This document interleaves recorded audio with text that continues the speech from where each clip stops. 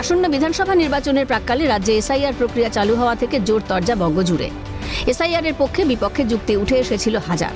কেন্দ্র রাজ্যের তরজাও অব্যাহত। এই আবহে এসআইআর এর প্রথম পর্বের খসড়া ভোটার তালিকা প্রকাশ হতেই নতুন করে চর্চায় নানা জনের নানা মত। কারোর মতে ভোটার তালিকার নিবিড় সংশোধন নির্বাচনে বজায় রাখবে স্বচ্ছতা। কেউ বলছেন আবার এই প্রক্রিয়া নাগরিকদের অধিকার কেড়ে নেওয়ার কৌশল। তবে এসআইআর এর প্রথম পর্বের প্রকাশিত খসড়া ভোটার তালিকার পক্ষে সওয়াল করেছেন বিজেপির রাজ্য সভাপতি শ্রমিক ভট্টাচার্য।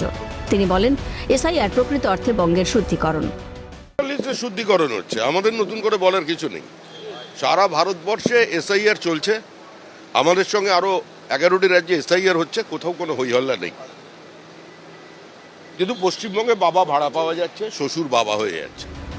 বিরোধিতা কিংবা এসআইআর প্রসঙ্গে না জেনে অকারণ আতঙ্কের পরিবেশ তৈরির বিরোধিতা বিরোধী দলনেতা শুভেন্দু অধিকারীরও। রাজ্যবাসীকে এসআইআর সফল করতে এগিয়ে আসার বার্তা শুভেন্দুর। 23 বছর পরে এসআইআর হচ্ছে। 2002-এ শেষ হয়েছিল, 2003-এ ভোটার লিস্ট বেরিয়েছিল। 22-23 বছর পরে এত বড় প্রক্রিয়া হচ্ছে। আমি যারা নোটিশ পাবেন তাদেরকে বিরক্ত না হয়ে সহযোগিতা করার আবেদন করব। তবে বিজেপির এসআইআর এর সপক্ষে দেওয়া যুক্তি মানতে নারাজ তৃণমূল। শাসক দলের সাংসদ সৌগত রায়ের স্পষ্ট জবাব, এসআইআর এর নামে ষড়যন্ত্র হচ্ছে বঙ্গে। সহমত তৃণমূলের রাজ্য সাধারণ সম্পাদক কুণাল ঘোষ। এসআইআর নিয়ে রাজ্যের সাধারণ মানুষকে নাজেহাল করেছে বিজেপি। জনগণের কাছে বিজেপিকে ক্ষমা চাইতে হবে দাবি কুণালের। এটা চক্রান্ত করছে, বাংলায় ওরা জিততে পারবে না জেনে নির্বাচন কমিশনের সাহায্যে ওরা এসআইআর কে ব্যবহার করার চেষ্টা করছে। এসআইনে প্রথম কৈফিয়ত দিয়ে মানুষের কাছে ক্ষমা চাইতে হবে বিজেপিকে।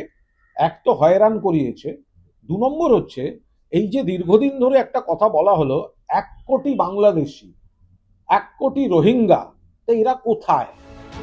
নিশানায় কমিশনকে রেখে আবারও কেন্দ্রকে তুলোধনা রাজ্যের শাসক দলের। 26-এর বিধানসভা নির্বাচনের আগে এসআইআর নিয়ে শাসক বিরোধী চর্চাও অব্যাহত। এখন এসআইআর নিয়ে পক্ষে বিপক্ষে হাজার একটা সওয়াল জবাবের শেষে আদৌ নির্বাচন স্বচ্ছ হয় কিনা সেটাই দেখা। ক্যালকাটা নিউজ।